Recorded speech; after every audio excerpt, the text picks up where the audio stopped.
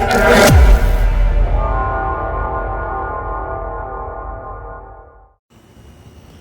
guys, welcome back to my channel, Monkey Wrench. I'm Kelly, the monkey with the wrench. Today we're going to be working on, once again, this John Deere Z-Track. It's the Z335E. You see this machine in my videos a lot. This is a residential box store machine, and this man uses it for commercial reasons. So he beats the living hell out of it. And there's always something breaking on it. My personal opinion on John Deere is it's overpriced crap. It's got a paint job on it, but you know, whatever. In this particular case, let me show you. You looked at the thumbnail, so you know that it's got a mystery noise. So let me show you what that mystery noise is. Please subscribe. Now, I won't be able to talk to you when it's running. It's when you turn on the blades. So listen when I turn on the blades.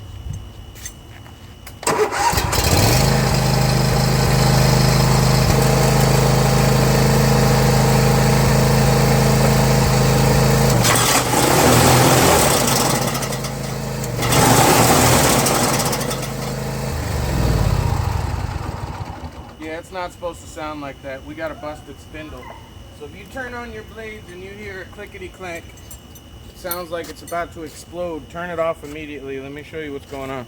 For the trick most people don't know, this thing that holds up your deck as a safety on the John Deere's is also a wrench. And that is so that when you're in the field, if you have a belt that pops off, you can open up your deck.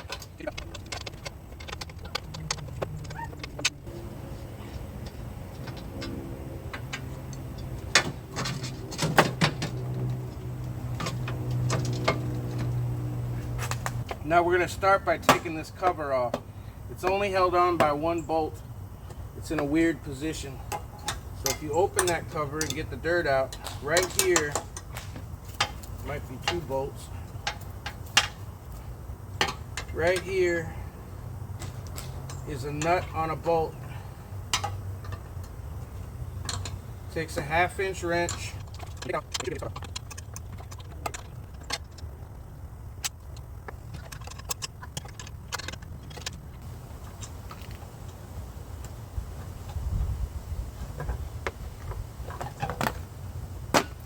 It's a bit of a pain in the ass. And there's two bolts. And it looks like they're the actual spindle bolts that hold the spindle on, and that's okay because we're going to be taking the spindle off. Now we need to get a wrench up here to get this off. You can always take the belt off first. This is a spring-loaded arm.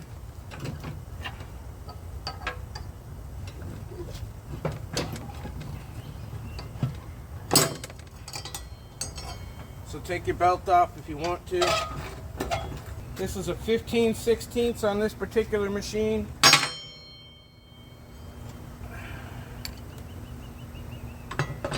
See if we can get it off. If you have an impact, it makes it nice. You're not holding on to stuff, trying to figure it out. Looks like I'm going to have to get a hammer and beat that off. Now if you tap on this, try not to mess up the pulley because you've got to reuse that.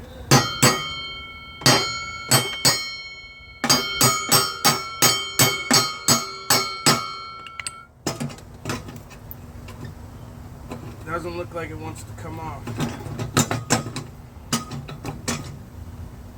And I don't want to beat on it too much.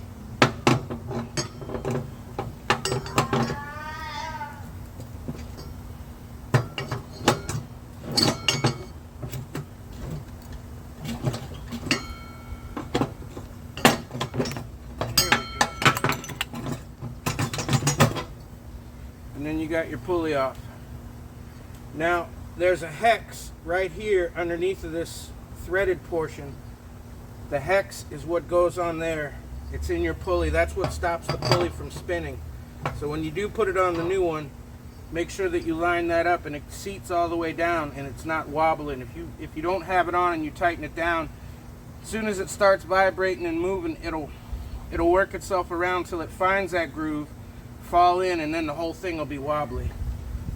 So since we already took 2 of the nuts off of the spindle, I can go ahead and take off the other 2. Look, so I got my 1/2-inch socket to get those other 2 nuts off. Now that the pulley's off, you can get a socket on there.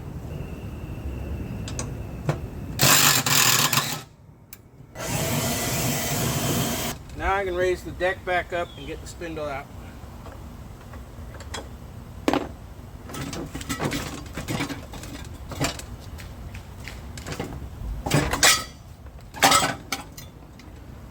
Now you got to get your blade off.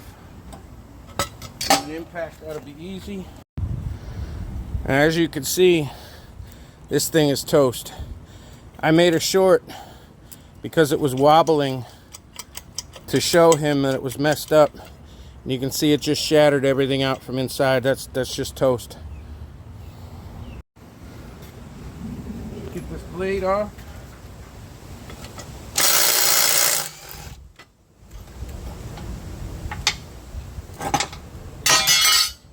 Pieces of that spindle are just falling out. There's bearings, the grease cup. This whole thing is just shattered. It's no good.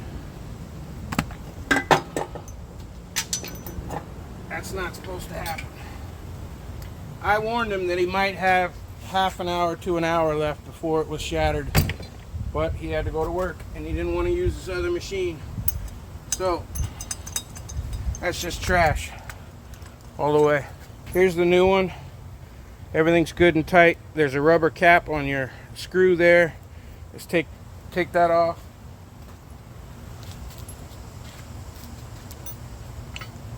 It comes up from underneath and your 4 posts go in your 4 holes. That's all there is to it. I'm going to go ahead and put my blade back on. If you're not sure, when you're putting the blade on, the cutting surface, the cutting edge should be facing you on the right. The blade lift should be heading up towards the deck. Since this is the bottom of the spindle, it goes on like this.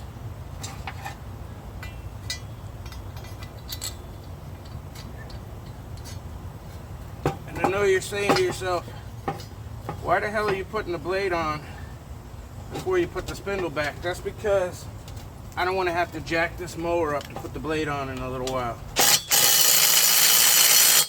Now I can put this back underneath. I really don't want to jack me up.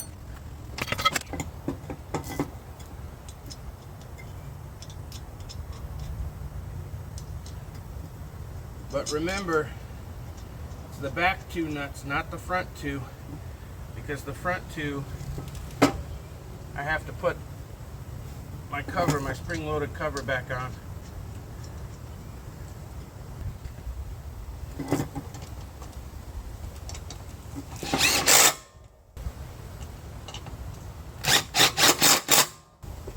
I'm going to put my pulley back on, make sure it's seated correctly, put my nut back on,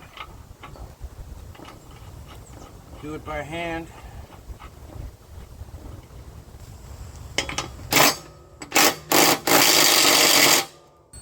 I can go ahead and put the belt back on now. And you can do that by hand because of your spring-loaded pulley. Now I can put my belt guard back on. Feed that back down on my bolts.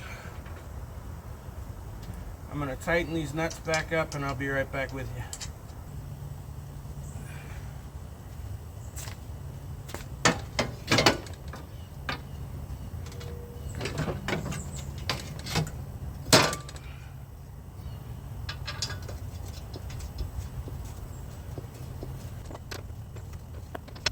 Alright, all that's left now is to start it up and make sure the blades are doing what they're supposed to.